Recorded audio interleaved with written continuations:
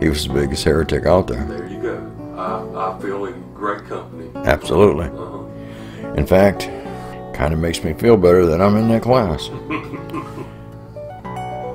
Well, now one of the subs has raised a question to another sub about the existence of Jesus. And I must admit it came across as a very poignant question. Because a poignant question is a question and touched with sadness or regret. It was as if he said, surely Jesus couldn't exist with all the other biblical contradictions, could he? Well, there are many arguments made up against the existence of Jesus. They have been going on since the idea was first raised at the end of the 18th century.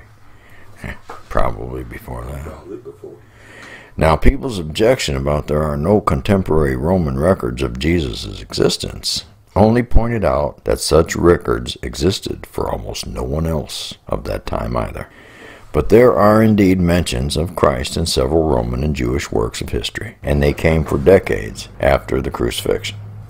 The Roman historian and senator Publius or Gaius Cornelius Tacitus referred to Christ and his execution by Pontius Pilate, and the existence of early Christians in Rome circa AD 116.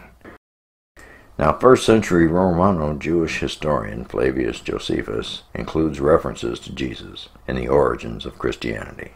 His Antiquities of the Jews, written around 93 and 94 AD, it was about 25 years after the first known Gospel of Mark, dated around 70 AD, had appeared. The biography of the Emperor Claudius refers to agitations in the Roman Jewish community and the expulsion of Jews from Rome by Claudius during his reign, AD 41 to AD 54.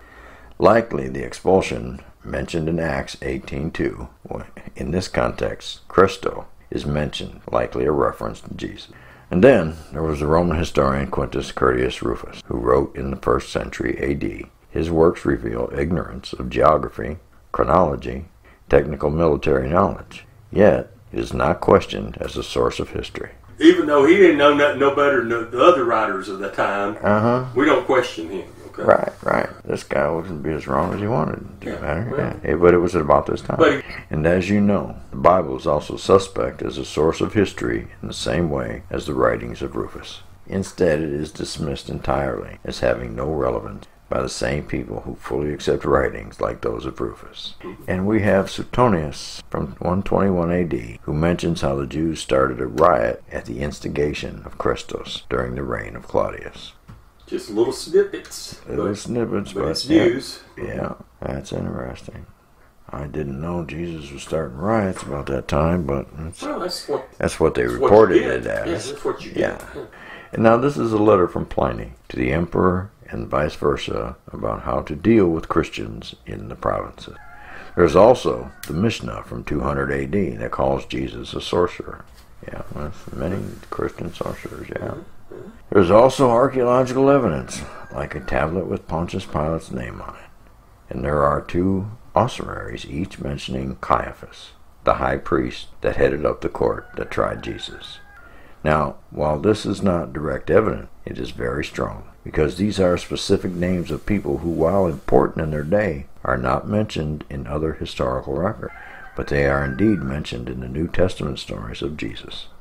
This means the fact that the New Testament mentions the names of these particular people, and there is also archaeological evidence for their existence. This makes it highly unlikely that the story of Jesus' trial was contrived. For years, archaeologists have been digging around the Middle East and Asia Minor.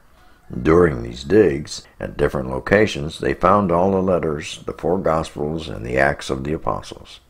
And if you were an archaeologist who suddenly found these documents, I can see how you could honestly entertain the idea that a man called Jesus did exist. In one of his Corinthian epistles, Paul quotes a creed about who Jesus appeared to after his death. It mentions Peter, the 12, the apostles, 500 at the same time, and a few others including Paul. Now, most historians agree that this was a very early creed of the church, based off the fact that it seemed to have been originally composed in Aramaic, the language of Jesus and the apostles. There is also a poem in the Philippians that comes from the first apostles. It is from the Aramaic as well. Interestingly, this poem clearly calls Jesus God. What this means, contrary to popular belief, the God incarnate view of Jesus was very early.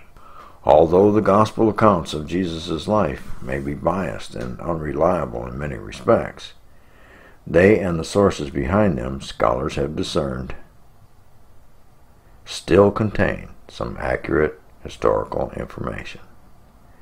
Many specific points concentrate on what may be regarded as the embarrassments and failures of the various depictions of Jesus found in the Gospels and in the works of Paul. They point to an account based on a real person that got embellished rather than a made-up figure. There is a sizable number of atheists who say that Jesus didn't exist, and some who say that he might have existed, but he didn't perform all the magic and the miracles described in the Bible. While the criteria used for historical documentation of ancient events nearly always include suspect documents, imperfect evidence, and references to writings which are now lost. The same critics who question the existence of Jesus of Nazareth have no problem with acknowledging Alexander the Great existed. Yet criticisms and documentation on Jesus center on the fact that documents that mention him are 85 years, 60 years, and even a decade or two after his life, and independently verified.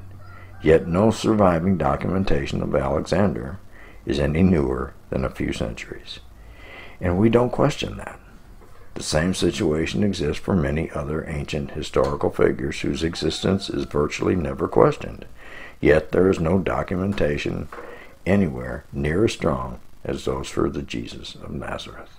While there's a lot of other very good multiple sets of evidence and sources and logical deductions for the life of a religious figure named Jesus of Nazareth, Julian may have put forth the best single go-to item of evidence for being an actual historic Jesus of Nazareth. Julian, as emperor, rejected the newly dominant religion of Christianity and fiercely sought to discredit it and to reverse its influence. He commissioned an entire treatise, rather savagely disparaging Christianity and its founder, Jesus, with intent to discredit the religion by using the extant historic record from the 1st century to his time. But in doing so, he never disputed Jesus' historical existence, and even somewhat separately offered to prove it. He was a lot closer in time to the time of Jesus, living before the barbarian ravagings of Rome and the final collapse of the Western Empire. He had access to, and power over, all the still extant rumors, hard record-keeping, and broad literature to the Roman Empire. And he had every motive to use any evidence or even credible speculation that was or had been going around which would throw doubt on the real existence of Jesus of Nazareth. All he had to do, if non-existence of the man was indeed the case, was to assert the absence of official records or accounts or reports about Jesus, or just cite the presence of significant contemporary arguments and primary reports questioning Jesus' existence. He even could have passed along viable, credible rumors, which he had the resources to do that too. He was, after all, the emperor of a still unified Roman Empire, which had not yet seen the heavy destructions of later centuries. He had access to imperial documentation, archives, great ancient libraries, and so forth. And when addressing and challenging his own Christian contemporaries, he ridicules Jesus as a charlatan and as someone of little greatness or worth, but he doesn't even remotely question Jesus' factual existence. Calls him a charlatan. He just dissing him, which kind of proves that he did exist. Because nobody would say that about... Why wouldn't you just say, that's all bullshit? Yeah. Why wouldn't you just say that? That's it. At one point, the ancient Roman anti-Christian researcher writer even offers to independently prove the opposite, that Jesus was indeed real. He said even Jesus, who was proclaimed among you, was one of Caesar's subjects. And if you do not believe me, I will prove it a little later, or rather, let me simply assert it now. You must admit that with his father and mother he registered his name in the governorship of Cyrenius. He goes on to ridicule Jesus and Paul for being insignificant and rather dishonest preachers. But by doing this, Julian doesn't at all conclude or contend that Jesus or Paul were fictional. He merely says that the two were just fools from the backwater, misleading other ignorant lower-class fools. Julian argues that Jesus and Paul were obscure and of very low impact, and not likely to have created much of a buzz in their day. But he does not contend even slightly that they were imaginary. Look, no one in the first century thought Jesus was made up or fictional. The bottom line, the teachings of Jesus, like love, mercy, and forgiveness, really should dominate our lives. And on that personal level, I agree with many of the ethical teachings of Jesus. And this is even though I don't agree with the framework that they were associated with. I still do believe in Jesus.